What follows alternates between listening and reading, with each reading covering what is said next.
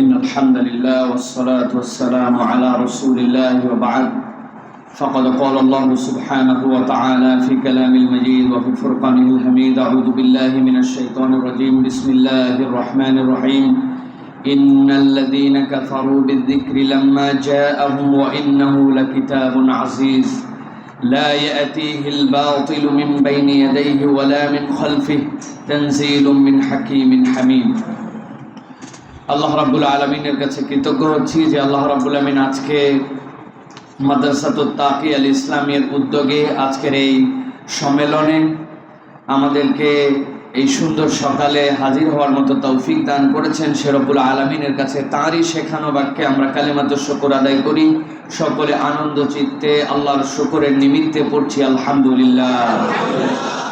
দরুদ এবং সালাম বর্ষিত হোক মানবতার মহান মুক্তির দূত আকায়ে নামদার তাজেদারে মদিনা আপনার আমার প্রিয় রাসূল জনাবে মুহাম্মদুর রাসূলুল্লাহ সাল্লাল্লাহু আলাইহি ওয়াসাল্লামের প্রতি। আজকের এই মোবারক মজলিসের সুযোগ্য সম্মানিত সভাপতি আমাদের প্রিয় ভাই তাকির শ্রদ্ধাভাজন পিতা, বিশেষ করে আজকের এই মাহফিলের আলোকিত করেছেন ইতিমধ্যে আমাদের প্রিয় ভাই, আমাদের বাংলাদেশের যারা কথা বলেন, যাদেরকে মানুষজন তাদের হৃদয়ের কথাগুলি যে উপস্থাপন করার যোগ্যতা রাখেন, যারা এরকম যাদেরকে ভালোবাসে, তাদের মধ্যে অন্যতম আমাদের প্রিয় ভাই মুফতি আমির হামজা হাফিজাহুল্লাহ। এবং উপস্থিত হবেন আমাদের অত্যন্ত বরেণ্য ব্যক্তিত্ব, আমাদের শ্রদ্ধাভাজন, আমাদের বাংলাদেশের সকল মানুষের কাছে যার আলোচনাগুলি হৃদয়গ্রাহী, আমাদের খালিদ সাইফুল্লাহ আইয়ুবী হাফিজাহুল্লাহ। আমার সামনে উপবিষ্ট বিভিন্ন পর্যায়ের উলামায়ে হযরত ফজলায়ে এজাম, আমার সামনে উপবিষ্ট মুরব্বিয়ানে কেরাম, আমার প্রিয় তরুণ যুবকেরা, স্নেহের ছোটরা, একবার সালাম দিয়েছি, কিন্তু আরও একবার এই পবিত্র আল্লাহর বাণী দ্বারা আপনাদের কাছে দোয়া করা এবং দোয়া পাওয়ার আশায় সালাম নিবেদন করছি। আসসালামু আলাইকুম ওয়া রাহমাতুল্লাহ। প্রিয় ভাইয়েরা, গতানুগতিকভাবে আমরা যখন ওয়াজ নসিহত করি, সেই জায়গাতে আমাদের অনেক ধরনের চিন্তা নিয়ে ওয়াজ করতে হয়।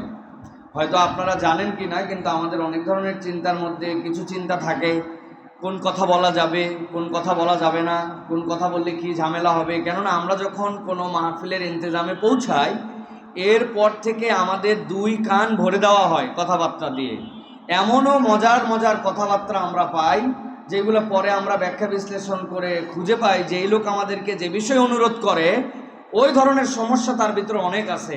একজন এসে সকাল থেকে দেখা হওয়ার পর থেকে, মানে মাহফিলের সকাল যখন পৌঁছাইছি, যে হুজুর একটু স্বামীর খেদমতের ওয়াজ করবেন, একটু স্বামীর খেদমত। এই লোক ঘুরে ফিরে খালি এই কথা বলে। একজনকে বললাম, ভাই এই লোকের চেনেন আপনি? বলছে হুজুর চিনি। মানে? বলে কি করে?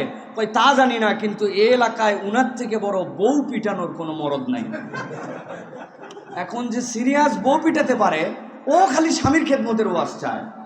আবার যাওয়ার পরে কক্সবাজারের দিকে যাওয়ার পরে আমাদেরকে সাথে সাথে বলে, হুজুর এখান ডরহরি ওয়াজ করা লাগবে। ডরহরি মানে কি রে? ওইখানকার ভাষা অনুযায়ী এমন ওয়াজ করা লাগবে, ময়দানে লোক থাক না থাক, কিন্তু মাইকে বোঝা যাবে কিছু একটা হচ্ছে না। বিভিন্ন ধরনের রিকোয়েস্ট আছে। এই জন্য আমরা আমাদের মনের কথাগুলি অনেক সময় বলতে পারি না। মানুষের এই কথাগুলোর তাসির আমাদের উপরে পড়ে ভাই। কথা বলার সময় যখন কেউ বলে যেখানে রাজনৈতিক ঝামেলা আছে, অতএব অমুক কথাটা বলা যাবে না, ইজা জা নাসরুল্লাহি ওয়াল ফাতের তাফসীরটা আপনি শুনলাম এই জায়গায় করবেন, না করলে ভালো হয়, একটু কান্দানোর ওয়াজ করে চলে যান, এই জায়গার থেকে ঝুট ঝামেলা হবে। এই যে প্রেক্ষাপটগুলি বললাম, বলার কারণ এই যে মঞ্চ, যেইগুলি এই ধরনের কথা আমরা বলি, এই জায়গাতে আমরা কিছু কথাবার্তা বলার মতো সুযোগ আছে, যেই কথাবার্তাগুলি আমাদের জাতির পরিবর্তনের জন্য দরকার। আলহামদুলিল্লাহ, মারহাবা বলেন, আর একটু জোরে বলেন মারহাবা। আহলান সাহলান মারহাবা। আমাদের ফজিলাতুশ শেখ আমাদের খালিদ সাইফুল্লাহ আইয়ুবী হাফিজাহুল্লাহ ওয়া রাআহ, তিনি ইতিমধ্যে আমাদের মাঝে এসে উপস্থিত হয়েছেন। আলহামদুলিল্লাহ। আমরা আমাদের মাদ্রাসাতুত তাকিয়া আল ইসলামের পক্ষ থেকে আমাদের ফজিলাতুশ শেখকে শুভেচ্ছা জানাচ্ছি ইনশাআল্লাহ। তো প্রিয় ভাইয়েরা, আমি আপনাদের কাছে মূলত তিনটা দিকের দৃষ্টি আকর্ষণ করব, যেই দিকের দৃষ্টি আমাদের থেকে তুলে নেওয়া হয়েছে, আমাদের থেকে ফিরিয়ে নেওয়া হয়েছে, এরকম কয়েকটা দৃষ্টি আপনাদের আকর্ষণ করব। প্রথমে একটা আপনাদের জন্য কুইজ ধরব, তাহলে আমরা আমাদের বাকি বিষয়গুলির আলোচনার ক্ষেত্রে সহজ হবে। আপনারা যারা এখানে অ্যাডাল্ট আছেন, যাদের বিবাহ হয়েছে অথবা কন্যা সন্তান আছে, আপনাদের কাছে জানতে চাই, 3 পিস নামে একটা পোশাক আছে, এই 3 পিস কি আপনারা চেনেন ভাই? এখন বলতে হবে এই 3 পিসের আইটেম কি কি, বলেন কে পারেন? একটা জামা, একটা সালোয়ার, আর একটা ওড়না। এখন আপনাদের কাছে ধরি, আপনারা কি 2 পিস নামে একটা জামা, আপনি একটা নতুন পোশাক আছে 2 পিস, চেনেন আপনারা? এবার বলতে হবে 2 পিসের আইটেম কি কি, বলেন? একটা সালোয়ার, জামা। এই যে ওরা সফল যে আমাদের দৃষ্টিতে ওড়নাকে কিভাবে উঠায় দেওয়া যায়, এই দৃষ্টিভঙ্গিতে তারা সফল হয়েছে। মুসলমান মেয়েদের 2 পিস মানে কি? কোনো মেয়ে তো কখনো নিচে সালোয়ার ছাড়া, নিচে কোনো পোশাক ছাড়া চিন্তাই করতে পারে না তাকে, ওইটা তো পোশাকের হিসাবের বাহিরে, ওইটা তো তার পরনে থাকবে। কিন্তু মুসলিম মেয়ে 2 পিস হলো অন্তত পক্ষে তার জামা আর তার বুক ঢাকার জন্য কাপড়। কিন্তু আপনার আমার মাধ্যমে মার্কেটিং করতে করতে তারা লজ্জাশীলতার এই জায়গা তুলে আমাদের কনসেপ্টেও ঢুকাইছে, বুকের কাপড় থাকলেই কি আর না থাকলেই কি, 2 পিস 1 পিস। 1 পিস মানে কি? 1 পিস মানে নাম দিছে জামা। আরে মুসলিম মেয়ে তো জামা ছাড়া থাকবেই না, পায়জামা ছাড়াই থাকবেই না। তার 1 পিস মানে ওই জামার উপরে, ওই পায়জামার উপরে একটা এক্সট্রা কাপড় দেওয়া, যেটার দ্বারা তার লজ্জা ঢাকা যাবে। ওরা আমাদের লজ্জাকে দূর করে দেওয়ার ষড়যন্ত্রে আছে। যারা জোরে জোরে ঠিক বললেন তাদের জন্য আমার অনেকগুলি তথ্য আছে। দেখেন, 1 নম্বর তথ্য হচ্ছে, আজ থেকে 100 বছর আগে মেয়েদের মাসিকের সার্কেল ছিল মাত্র 40 থেকে 50টা। যারা অ্যাডাল্ট আছেন তারা অবাক হচ্ছেন, একটা মেয়ে বাঁচে 50 বছর 60 বছর, অথচ তার পিরিয়ডিক্যাল সার্কেল মাত্র 50টা। কিভাবে সম্ভব? 50 বছরে 50 সার্কেল মানে হাউ ক্যান ইট পসিবল? প্রত্যেক মাসে যেখানে তার মেনস্ট্রুয়েশন হয়। প্রিয় ভাইয়েরা, 50 বছর আগে একটা নারীর তার অবকাঠামোগত লজ্জাহীন না হওয়ার কারণে, পরিবেশগত কারণে 13-14 বছর থেকে তার এই সার্কেল শুরু হতো। আর 50-এর পরে তো অটোমেটিক আল্লাহর দেওয়া ফিতরাত অনুযায়ী বন্ধ হতো। মধ্যের যে 30 বছর পাইতো, এই 30 বছরের মধ্যে তার 10টা-11টা সন্তান থাকতো। আগের স্বাস্থ্য ব্যবস্থার কিছু দুর্বলতার কারণে 2-4টা সন্তান নষ্ট হয়ে যেত। এই সন্তান মাতৃত্ব গ্রহণ এবং তার দুগ্ধপান, এই সময়টুকুর হিসাব করলে দেখা যায় তার হায়াত থেকে এরকম 10, 12, 13, 14 বছর তার পিরিয়ডিক্যাল টার্মই তার জীবনে ছিল না। তার সামগ্রিক জীবনে 40 থেকে 50টা পিরিয়ডিক্যাল টার্ম যথেষ্ট হয়ে যেত। কিন্তু এখনকার বাস্তবতায় 350 থেকে 400 ওই 60 বছরের মেয়ের পিরিয়ডিক্যাল টার্ম দাঁড়াইছে। কারণ কি? কারণ তারা এখন উন্মুক্ত বিশ্বে নারীবাদী তার আন্দোলনে আপনাকে আমাকে ক্লাস 3-তে ক্লাস 4-এ শিখাচ্ছে, ছেলে আছে 50টা, মেয়ে আছে 50টা, চিৎকার করে সবাই বলো মাসিক কোনো লজ্জার বিষয় নয়। সব ছেলে বলতেছে মাসিক লজ্জার বিষয় নয়, মহিলা বলতেছে লজ্জার বিষয় নয়। আমাদের জিজ্ঞাসা, একটা ছেলে 3-তে পড়ে 4-এ বসে, সেই ছেলের কাছে মাসিক কি আইটেম হতে পারে? এটার দ্বারা মূলত তারা ট্রেন আপ করতে চায় না, একটা অসভ্য লজ্জাহীন একটা জাতির ব্যুৎপত্তি আমাদের মধ্যে ঢুকাতে চায়। এই ষড়যন্ত্রের গভীরে যদি আমরা না পৌঁছাতে পারি, আমাদের চিন্তা চেতনা যদি আলগা আলগা উপরে উপরে, কোন দিকে যাব কোন দিকে না যাব, কোন মত নিব কোন পথ গ্রহণ করব, এই সকল বিচ্ছিন্ন ফুরুই বিষয়ের মধ্যে আমরা নিমজ্জিত থাকব। আর ওদের টার্গেট আমাদের মধ্যে থেকে গোল অর্জন করা। শরীফার গল্প যেটা ছিল সাম্প্রতিক সময় আপনারা জানেন, পাঠ্যপুস্তক থেকে এটাকে বের করে দেওয়া হবে এরকম একটা সিদ্ধান্ত হয়েছে। আমরা চিৎকার করে বলেছি আলহামদুলিল্লাহ। কিন্তু ওরা জানতো নাম্বার 1 প্ল্যান কি, নাম্বার 2 প্ল্যান কি। শরীফার গল্প একটা এজেন্ডা মাত্র, যেটা বাংলাদেশে টিকবে না তারা 100% জানে। কিন্তু এটার দ্বারা হুজুরদেরকে নিমজ্জিত করে দিয়ে এই গোল দিয়ে বুঝাবে শরীফার গল্প কোথায়, পাঠ্যপুস্তকে তো নাই। কিন্তু পাঠ্যপুস্তক থেকে শরীফার গল্প নাই, কিন্তু পাঠ্যপুস্তকের মধ্যে এখন পর্যন্ত ফিলিস্তিনের মানচিত্র নাই। পাঠ্যপুস্তকে ইতিহাস বইয়ের মধ্যে বিকৃত ইতিহাস দিয়ে মনে হবে যেন এটা একটা একটা ভারতীয় অঙ্গরাজ্য আমাদেরকে বানানো হয়েছে। এখানে ইখতিয়ারউদ্দিন মোহাম্মদ বিন বখতিয়ার খিলজি নাই, এখানে শাহজালাল নাই, এখানে শাহপরান নাই, এখানে শাহ মখদুম নাই, এখানে অলিয়া উলিয়ার ইতিহাস নাই, এখানে ইসলামের ইতিহাস নাই। তারা আমাদেরকে ইতিহাস বিকৃতি দিচ্ছে। শরীফ শরীফা নাই, ইতিহাসও নাই, ফিলিস্তিনও নাই, মুসলমানদের তাহজিব তামাদ্দুন নাই। স্বাস্থ্য সুরক্ষা বইয়ের মধ্যে আপনার আমার সন্তানের জন্য এমন দীক্ষা দেওয়া আছে যেইটার সাথে বললে আপনার ইমান চলে যাবে, ওই দিকে খবর নাই। হুজুর শরীফ শরীফার গল্প আলহামদুলিল্লাহ আমরাও খুশি এইটা সরে গেছে, কিন্তু এইটার উপরে রেখে বাকি কার্যক্রমগুলা আমাদেরকে ঘোল খাওয়ানোর প্রচেষ্টায় আছে। আমরা যদি সচেতন না হই, আগামী 20 বছর পরে বাংলাদেশ একটি অসভ্য, বর্বর, একটি অনৈতিক দেশে পরিণত হবে। এটাই হচ্ছে তাদের মূল টার্গেট। হুজুর আপনারা তো সব কিছু আবেগ দিয়ে বলেন, তথ্য দিয়ে কিছু কথা বলেন। 1979 সাল আমেরিকা একটা গবেষণা করছে। আমেরিকার গবেষণার বিষয় হচ্ছে তাদের পরিবারের বেস কি। ভালো করে বোঝেন, যে কথা বলছে এগুলো গুগল করে সার্চ করে বের করে নেবেন। WHO এর তথ্য অনুযায়ী এবং যে স্ট্যাটিস্টিক্স, এই সার্চগুলো আপনারা দেখতে পাবেন। 1979 সালের গবেষণায় আমেরিকার পরিবারের ভিত্তি হচ্ছে 42%। কত পার্সেন্ট? কি ধরনের পরিবার? লজ্জা পাবেন না। পরিবার হচ্ছে স্বামী চলে গেছে বাড়ির থেকে, মা আর ছেলে থাকে, ওটার নাম পরিবার। বাপ নাই, মা আর ছেলে আছে, ওটা পরিবার।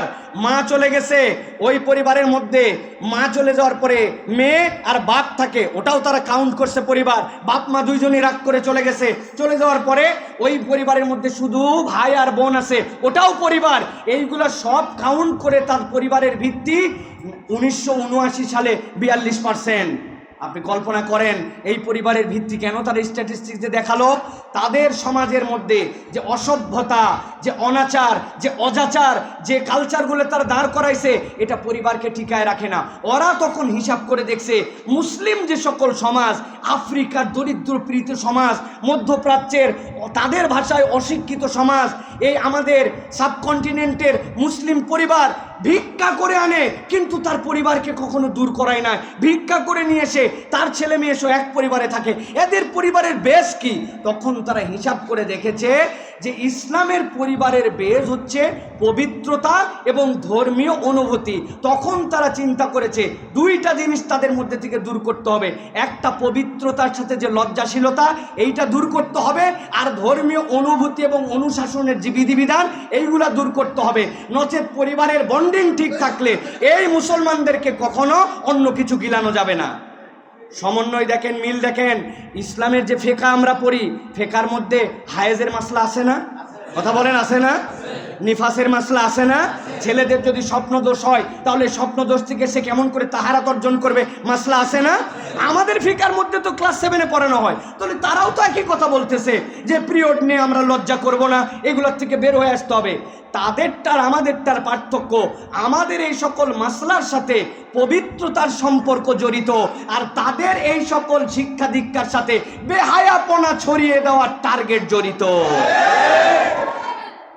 আমাদের পবিত্রতা কি? ওই ছেলের মিনিস্ট্রেশন, মেয়ের মিনিস্ট্রেশন হয়ে গেছে, কেমনে কয়দিন পর্যন্ত মুদ্দাত কত, কিভাবে পবিত্র হবে, এই শিক্ষা দেওয়া হয়। কিন্তু তাদের শিক্ষার টার্গেট এইটা নয়, তাদের শিক্ষার টার্গেট হচ্ছে হায়া এবং লজ্জাশীলতাকে তুলে দেওয়া। 2 নম্বর বিজনেস পলিসি। এই যে মিনিস্ট্রেশনের যে সকল আইটেম বিক্রি করা হয়, আচ্ছা আমাদের আজ থেকে 200, 300, 400 বছর আগের থেকে আমাদের যে সমাজ আমরা দেখতে পাচ্ছি, আমি আরও পিছনে গেলাম না, এই সমাজের ধারাবাহিকতায় আমাদের মা বোনেরা তারা নিজেরা যে পবিত্রতা অর্জন করেন, আমি আপনাদের কাছে জিজ্ঞাসা করতে চাই, আচ্ছা যারা এই মিনিস্ট্রেশন নিয়ে, এই পিরিয়ড নিয়ে এত দূর কথা বলতেছে, আমার জিজ্ঞাসা যে এদের দ্বারা জীবনে কোনো বিজ্ঞাপনে কোনো কিছুতে আপনারা কোনো প্রসূতি মা যদি পিরিয়ডিক্যাল তার যে রক্ত প্রবাহিত হয়, ইসলামের ভাষায় যেটাকে আমরা নেফাস বলি, এই নেফাস থেকে পবিত্রতা হওয়া নিয়ে কোনো ধরনের প্যাড, ন্যাপকিন, এগুলোর বিজ্ঞাপন আপনারা শুনছেন? আচ্ছা এইটা তো 3 দিন থেকে 10 দিন মাসে, আর ওইটা তো 40 ডেজ পর্যন্ত হতে পারে, তো ওইটার বিপক্ষে কথা বলে না কেন? ওই সময় তো আরও বেশি, তার কোলের কাছে একটা শিশু আছে, পরিবারে অনেকে দেখতে আসবে, এই সময় তো তার কিছু নাই, সে একা একা, কিন্তু ওই সময় তো একটা হাসপাতালে থাকবে, বাড়িতে আসবে, বাচ্চা একটা থাকবে, দুগ্ধ পশু শিশু থাকবে, তার আরও সন্তান থাকতে পারে, ফ্যামিলির লোকজন আসবে, ফ্যামিলির একই বাথরুম ব্যবহার করা লাগতে পারে। ওদের জীবনে কোনোদিন আপনি নিফাস নিয়ে আলোচনা শুনবেন না। এই সূক্ষ্ম বিষয়গুলোর দিকে যে আমরা মনোযোগ দেই, তাহলে বোঝা যায় যে আমাদের জাতিসত্তাকে কিভাবে তারা ধ্বংস করবে, এই ধ্বংস লীলার নীল নকশা আমাদের সমাজের শিক্ষা ব্যবস্থার মাধ্যমে দেওয়া হচ্ছে। আপনি যদি আপনার শিক্ষা নিয়ে সচেতন না হন, তাহলে আগামীর প্রজন্মকে ইসলামের উপরে, ইমানের উপরে, দিন ইসলামকে কবুল করে মুসলিম পরিচয় টিকায় রাখা এই দেশের জন্য কঠিন হবে। প্রিয় ভাইয়েরা, দেখেন, ভালো করে খেয়াল করেন, তাদের যে ইতিহাস বিকৃতি, স্বাস্থ্য সুরক্ষার নামে যে আমাদের মধ্যে যে বাজে জিনিস ঢুকায় দেওয়া, সহনশীলতার নামে আমাদের চোখের মধ্যে সব কিছুকে সহজ করে দেওয়া, এই বিষয়গুলি তাদের এজেন্ডার মধ্যে। বলবেন হুজুর আরেকটু বুঝাই বলেন, আপনারা বুঝাই বলেন না, আরেকটু বুঝাই বলি আপনাদের কাছে। আমরা মাঝে মাঝে, আমি বিশেষ করে আমরা বললে অনেককে নেওয়া হবে, আমি মাঝে মাঝে ক্রিকেট খেলা দেখতাম, যেহেতু ভালো ক্রিকেট খেলতে পারি, ইউনিভার্সিটিতে খেলছি, মাদ্রাসায় খেলছি, ক্রিকেট বাংলাদেশের 1 নম্বর খেলা। যদিও গতকালকে আমি সকালে আসার সময় দেখলাম যুক্তরাষ্ট্রের মতো একটা নাবালক দেশের কাছে বাংলাদেশ হারে গেছিল, যাদের দেশের কোনো প্রতিনিধি নাই। একটা ইন্ডিয়ার থেকে হায়ার করে নিছে, একটা পাকিস্তান থেকে, একটা অমুক দেশে, সব নিয়ে একটা ভোগাস দল বানায়, সেটাও নাকি পারে না। এরা নাকি সারা জীবন খালি ক্রিকেট খেলে। যাই হোক, আমার বলার উদ্দেশ্য এটা নয়। আমার বলার উদ্দেশ্য হচ্ছে, এই ক্রিকেট খেলার ফাঁকে টিভিতে বিজ্ঞাপন হতো। আমি বিজ্ঞাপনের নাম বলতেছি না, আপনারা বুঝে নেন। 2-1টা বিজ্ঞাপনের সময় পাশে বড় ভাই থাকলে আমরা মিশামিশি ওভারলুক করার চেষ্টা করতাম, ওদিকে তাকাতাম না, এরকম করে মুখ ফিরাই নিয়ে বলতাম হ্যাঁ তাহলে পরের ওভারে যে কী হবে। আসলে উদ্দেশ্য ওই বিজ্ঞাপন আমি বড় ভাইয়ের সাথে দেখতে পারতেছি না, আমার এত লজ্জা লাগতেছে। কিন্তু এখন এই আপনারা একটু আগে 2 পিসের ব্যাখ্যা দিছেন, আপনারা একটু পরে 1 পিসের ব্যাখ্যাও দিবেন। আমি জানি আপনার আমার কাছে এই অসভ্যতা, এই বেহায়াপনা এমনভাবে থিতু করানো হয়েছে যে একজন ইমানদারও এখন ওইটাকে সহনীয় পর্যায়ে নিয়ে ফেলছে, ঠিক কিনা? ওদের টার্গেট আমাদের এইগুলাকে সহনীয়তার পর্যায়ে নিয়ে যাওয়া। প্রিয় ভাইয়েরা, এই জন্য আমাদের কিছু করণীয় আছে। প্রিয় ভাইয়েরা, আমাদের কিছু ভাবনা আছে। 1 নম্বর ভাবনার কথা বলবো, আল্লাহ কুরআনুল কারীমের মধ্যে বলেছেন, দুনিয়ার মানুষ শুনে রাখো, ওয়াকালু লাউ কুন্না নাসমাউ আও নাআকিলু মা কুন্না ফি আসহাবিস সাঈর। পরিচিত আয়াত। আল্লাহ জাহান্নামে নিয়ে যাবেন, জাহান্নামে নিয়ে যাওয়ার পরে ওই মানুষগুলাকে জিজ্ঞাসা করবেন, কেন জাহান্নামে আসছিলে? ওলামায়ে হযরত এখানে আছেন, আমাদের মানুষজন আছেন, তারা কি বলবে? ওয়াকালু লাউ কুন্না নাসমাউ, আহারে আমরা যদি এই কোরআনের কথা শুনতাম, আও নাআকিলু, অথবা যদি আমরা চিন্তা করতাম। আমরা নাসমাউ পর্যন্ত বলে নাআকিলুকে এর সাথে জড়াই দিয়ে আমরা এর মধ্যে দিয়ে পার করে দেই। অথচ ইমাম তাবারি বলছেন, মা জাউনা মিনান নাসিহা, নাআকিলু মানে কি? নাআকিলু মানে আমাদের কাছে যে নসিহা আসছে, ওই নসিহা নিয়ে আমরা চিন্তা করি। মুসলিম চিন্তাশীল হবে। এখন মুসলিমের কোনো চিন্তা নাই, হায়ার করা চিন্তা নিয়ে চলে। নবীজি এই জন্য আপনার আমার জন্য সতর্ক করে বলেছেন, কাফা বিল মারই কাযিবান, একজন মানুষের জন্য মিথ্যাবাদী হবে এতটুকুই যথেষ্ট, কি সে করে, যা শোনে তাই বলে। আমরা শেয়ার করে দিচ্ছি কি, আমরা কোনটাকে প্রমোট করছি, আমার কোনো দৃষ্টিভঙ্গি নাই। অথচ প্রত্যেক ইমানদার ফিকিরমন্দ হবে, চিন্তাশীল হবে। চিন্তা করছে কি, আমার বাচ্চাটাকে ডাক্তার বানাবো, ইঞ্জিনিয়ার বানাবো, দেশের প্রধান বানাবো, হ্যান ত্যান বানাবো। কিন্তু ওর চিন্তার মধ্যে একবার আসে নাই, আরে আমি তো ডাক্তার বানাবো, কিন্তু ওটা জোচ্চোর ডাক্তার হবে কিনা। আমি তো ইঞ্জিনিয়ার বানাবো, ও রাস্তার মালকে, দেশের মালকে উদ্ধার করে দিবে কিনা। অর্থনীতিবিদ বানাবো, ও ব্যাংকের তলা হাওয়া করে বাংলাদেশের ব্যাংকে সাবার করে দিবে কিনা। রাজনীতিবিদ তো বানাবো, কিন্তু ওর জীবনে মিথ্যা ছাড়া কোনো সত্য থাকবে না, এরকম টাউট বাটপার বানাবো কিনা। পুলিশ তো বানাবো, ইনভেস্টিগেটর তো বানাবো, আলেম ওলামার বিপক্ষে মিথ্যা ইশতেহার দিয়ে তাদেরকে জেলে পুরাবে নাকি তাদেরকে ভালো রাখবে, এইরকম পুলিশ হবে কিনা, এইটা চিন্তা করে নাই। ইঞ্জিনিয়ার বানাবো, ডাক্তার বানাবো, পুলিশ বানাবো, প্রশাসনিক কর্মকর্তা বানাবো। অথচ ইসলাম বলতেছে নাকিল, বান্দা চিন্তা কর, আগে চিন্তা করবি সে সঠিক একজন মানুষ হতে পারে কিনা, যেই মানুষের দাম আল্লাহর কাছে আছে, যেইটাকে আল্লাহ রাব্বুল আমিন কবুল করবেন, এরকম একটা মানুষ বানাবো কিনা। এই চিন্তাকে আমরা করি ভাই? কথা বলেন, করিয়ে? অনেকে মনে মনে ভিতরে ভিতরে ভাবতেছেন যে হুজুর বলছে জন্য না জোরে বলা লাগতেছে। আমরা করি কি করি, আমার কাছে সবগুলোর তথ্য আছে, আমরা কি করি সেইগুলো আমি সুযোগ পেলে আপনাদের কাছে একে একে বলবো। প্রিয় ভাইরা, এগুলো আমাদের জন্য অত্যন্ত জরুরি বিষয়। পুরা দেশটা কি পর্যায়ে চলতেছে একটা সামারি বানাইছি, আমি সামারি দিয়ে নিয়ে আসছি আপনাদের জন্য। প্রিয় ভাইরা, অধিকারের মোড়কে বিকৃতির আবেদন, পুরা দেশ এখন সয়লাভ হয়ে গেছে।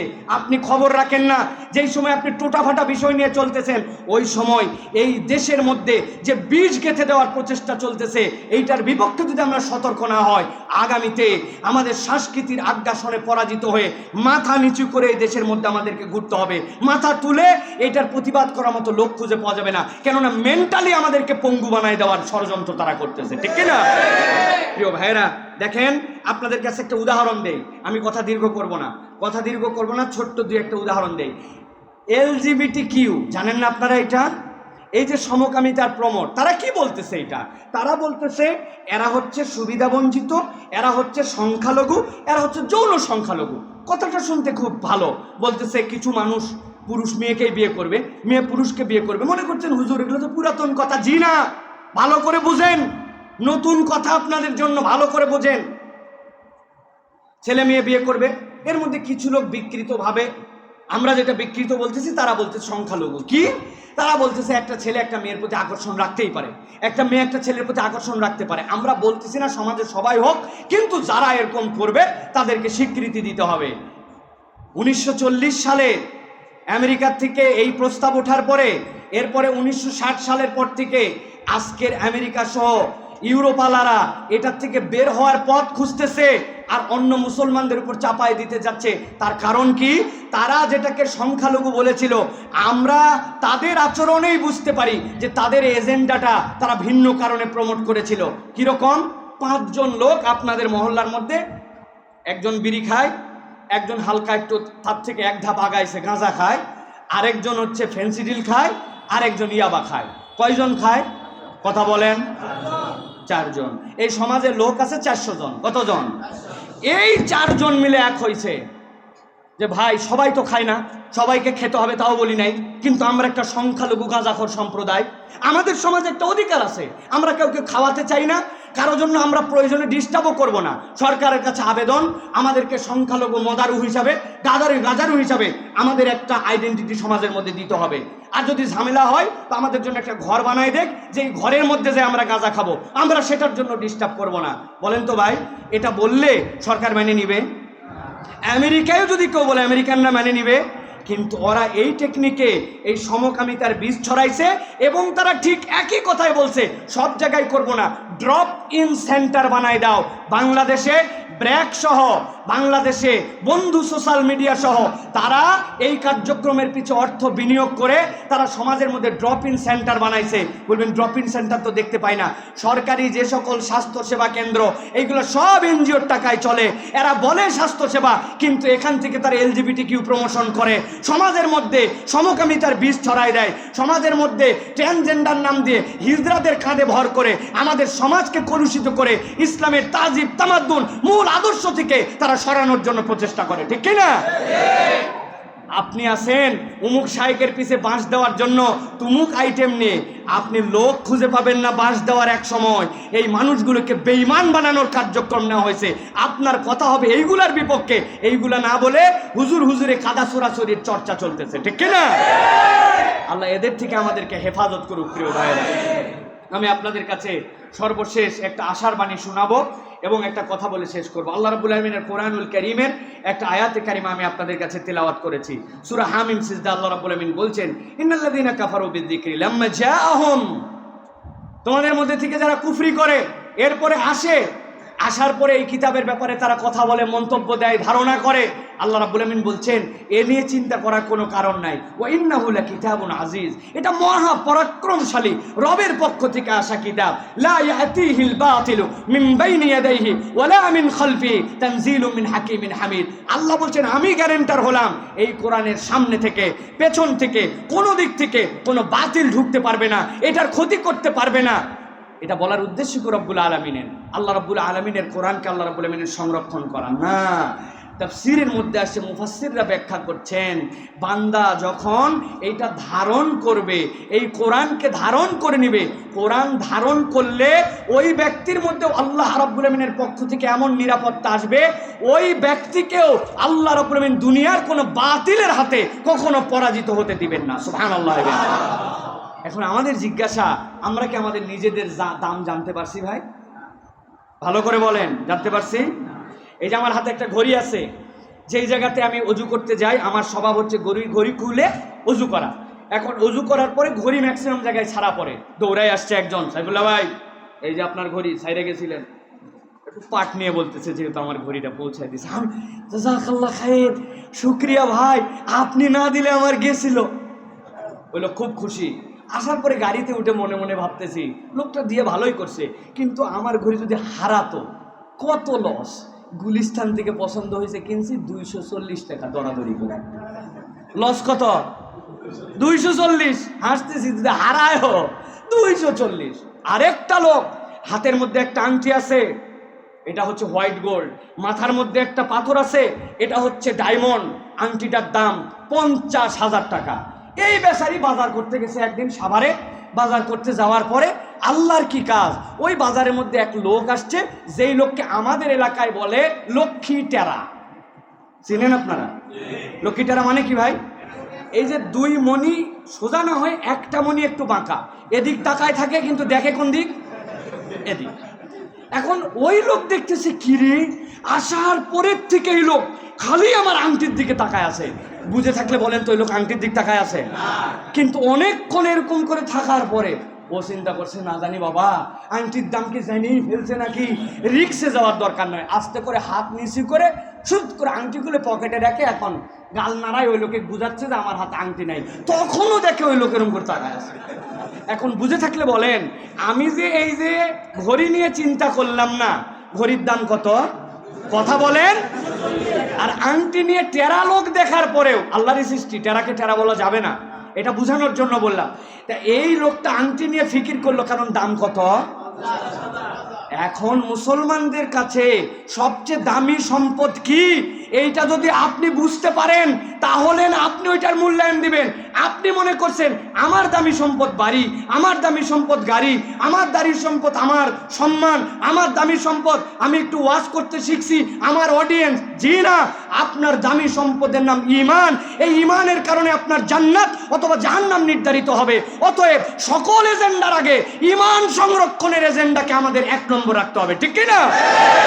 ঈমানের প্রসঙ্গে যদি আমাদের কোনো দাবি আসে, ওই জায়গায় কোনো স্যাক্রিফাইস নাই, কোনো রকম মন্তব্য নাই, আমরা সকলে একমত, ঠিক কি না? এই জায়গায় আমাদের এক হতে হবে। এই ঈমান চোরেরা আমাদের শিক্ষার মধ্যে দিয়ে ঢুকতে চায়, আমাদের দীক্ষার মধ্যে দিয়ে ঢুকতে চায়, আমাদেরকে তারা হারায় দিতে চায়। আমাদেরকে এখান থেকে বেঁচে থাকার জন্য চেষ্টা করতে হবে। এখন জিজ্ঞাসা, বেঁচে থাকবো কি দিয়া? ওয়াজ দিয়া, মাহফিল দিয়ে। জি না, সাইফুল্লাহ জায়গায় ওয়াজ করে গেল, আপনারা হই হই দিলেন, মোটামুটি খুশি। আর শায়েখ আহমদুল্লাহ একটা কথা বলেন, সাইফুল্লাহ ভাই এই ফেসবুকে 30 লক্ষ ফলোয়ার, এইগুলো নিয়ে উৎসাহিত হয়ে কোনো কথা বলা যাবে না। কারণ আমাদের যারা এর থেকে বড় বড় ফলোয়ারওয়ালা ছিল, তারা যখন আটকায় গেছেন, প্রবলেমে পড়ছেন, এই ফলোয়ারদের একদিন স্ট্যাটাসও খুঁজে পাওয়া যায় নাই। গোপন আইডি থেকে স্ট্যাটাস দিত, নিজের আইডি থেকেও না। অথচ তারা পাছা উঁচু করে থাকতো, হুজুর কি বলবেন, নারায় তকবির দিবে, ওইগুলোর খুঁজে পাওয়া যায় নাই, ঠিক না? সুতরাং এই সকল ফলোয়ার দিয়ে কাম হবে না। কথাবার্তা যেটা বলা হবে ওইটা হৃদয় থেকে ধারণ করে নিয়ে আমাদেরকে আমাদের নিরেট আল্লাহর জন্য অনুগামী আমাদেরকে হওয়ার চেষ্টা করতে হবে। প্রিয় ভাইয়েরা, এই ব্যাকগ্রাউন্ডের কারণ কি? এইগুলা বুলেট কোথা থেকে তৈরি হবে? এইগুলা তৈরি হবে আমাদের এই সকল মাদ্রাসা, আমাদের এই দ্বীনি প্রতিষ্ঠান, যেখান থেকে আমরা আমাদের সন্তানদের বেসিকগুলা দাঁড় করায় দেওয়ার চেষ্টা করব। প্রিয় ভাইয়েরা, এই বেসিক যদি ঢুকে, মুফতি আমির হামজা বলেছে 2টা গ্যারেন্টি সে আপনাদের কাছে দিয়েছে, আমি আরেকটা গ্যারেন্টি আপনাদের কাছে দিতে চাই। সে বলেছে এই সন্তান ইনশাল্লাহ আপনাকে বৃদ্ধাশ্রমে রাখবে না। আরেকটা কথা বলছে, ইনশাল্লাহ এই সন্তান আপনার সাথে বেয়াদবি করে চোখ তুলে চোখ রাঙায় অসভ্য আচরণ করবে না। আমি আরেকটা জিনিস বলতে চাই, সবচেয়ে বড় নিয়ামত, ওই সন্তান যদি আমাকে কথার কথা বৃদ্ধাশ্রমে বাধ্য হয় রেখে দেয়, কথার কথা সে বেয়াদবি করে ভুল বুঝে আমার সাথে চোখ রাঙায় কথা বলে, আমার তেমন কোনো সমস্যা নাই, আল্লাহর সাথে হিসাব বুঝবে। কিন্তু ওই সন্তান যদি ঈমান হারা হয়ে যায়, তাহলে তো আমার আর পাওনাই কিছু থাকলো না। আমি গ্যারেন্টি দিতে চাই, যার ভিতরে কোরআনের নূর আছে, ইনশাআল্লাহ ওই সন্তান হেদায়েত চূড়ান্তভাবে বিচ্যুত হয়ে যাবে না। পথ হারা হলেও আল্লাহ তাকে পথ দেখাই দিবেন ইনশাআল্লাহ। আজকে মাদ্রাসাতুত তাকি আল ইসলামী এখানে যে উদ্যোগ গ্রহণ করেছে, তাকি যদিও বড় হয়েছেন ঢাকাতে, তার আব্বারা এই মহল্লার বাসিন্দা, আপনার সাথে ইন্টিমেসি নাই, সে চাইলে উত্তরাতে একটা সুন্দর ভাড়া নিয়ে একটা প্রতিষ্ঠান করতে পারতো ভাই, সম্ভব ইনশাআল্লাহ। এত বড় নিজের জায়গা না হলে ভাড়া নিল, প্রচারণা দিল, ইনশাআল্লাহ 50-100 জন ছেলে হবে। উত্তরার কোনো ছাত্রকে এখানে দেওয়া কঠিন। আমি আসার সময় আমার সহকারীর সাথে আলোচনা করতেছিলাম, আরে প্রতিষ্ঠানটা করলো ভিতরে, পরে চিন্তা করলাম তার যে এলাকার প্রতি যে বন্ডিং, এলাকার প্রতি যে সম্পৃক্ততা, ভালোবাসা, এলাকায় ঢাকায় তো সবাই করতে চায়, এখানে কে করতে চায়? ইয়াং একটা ছেলে, আমাদের অনেক জুনিয়র, সে অনেক ছোট ভাই আমাদের, কিন্তু আল্লাহ রাব্বুল আমিন তাকে ইলমে আমলে, আল্লাহ রাব্বুল আমিন উদ্যোগে তাকে বারাকা দান করছেন। এই জন্য বলবো প্রিয় ভাইয়েরা, আপনাদের একটা সহযোগিতা তাকে কি করতে হবে? রাজি আছেন আপনারা? রাজি আছেন আপনারা? প্রত্যেককে 1 লাখ করে টাকা দেওয়া লাগবে কিনা হুজুর ভাবতেছেন না? নিদেন পক্ষে তো 10,000, না হলেও হুজুররা হেকমত করে বলে হাত ডানটা উঁচু করেন, ডাইরেক্ট পকেটে ঢুকান, যা আছে বাইর করেন, এরকম কিছু না। আমি বলবো একটা সহযোগিতা করবেন, বলেন ইনশাল্লাহ, বলেন সাহস করে বলেন ইনশাল্লাহ। জীবনে কোনোদিন তার কোনো নেক কাজে, ভালো কাজে বিরোধিতা করব না। রাজি আছেন? আর কিচ্ছু লাগবে না, টাকা পয়সা আল্লাহ দিবে। কোথার থেকে কি ম্যানেজ হবে আপনি জানেন না, এগুলো রব্বুল আলামিন দিয়ে দিবে ইনশাআল্লাহ। কিন্তু বিরোধিতা করা যাবে না। এলাকার মানুষের বিরোধিতা সাংঘাতিক বিরোধিতা, এইটার দ্বারা বরকত কমে যায়, নিজের মনের আকর্ষণ কমে যায়। এটা করবেন না প্রিয় ভাইয়েরা। আল্লাহ রাব্বুল আলামিন আজকের এই প্রচেষ্টাকে কবুল করেন। আল্লাহ রাব্বুল আলামিন আমাদেরকে বারাকা দান করেন। অনেক কথা আছে ভাই, যেগুলো আমাদের ইমানের জন্য, তাহজিব তামাদ্দুনের দরকার। আলেম ওলামারা আপনাদেরকে মাঝে মাঝে ডাকবে, এখান থেকে আপনার ইনফরমেশন নেবেন এবং এটাকে স্প্রেড আউট করার জন্য চেষ্টা করবেন। আল্লাহ এই উম্মাকে রক্ষা করেন, আমাদের দেশকে রক্ষা করেন। আমাদের দেশ নিয়ে যারা গভীর ষড়যন্ত্রের রাজনীতি খেলতেছে, যারা আমাদেরকে অসভ্য বানায় দিতে যাচ্ছে, যারা আমাদেরকে হায়া শরম উঠাই দিতে যাচ্ছে, আল্লাহ এদেরকে বুঝ দেন, অথবা এদেরকে আল্লাহ রাব্বুল আমিন ধ্বংস করে দেন। এদের ফিতনা থেকে আমাদেরকে রক্ষা করেন। হাযা মা ইনদি ওয়াল ইলমু ইনদাল্লাহ। সুবহানাকাল্লাহুম্মা বিহামদিকা আশহাদু আল্লা ইলাহা ইল্লা আনতা আস্তাগফিরুকা ওয়া আতুবু ইলাইক। ওয়াসসালামু আলাইকুম ওয়া রাহমাতুল্লাহি ওয়া বারাকাতুহু।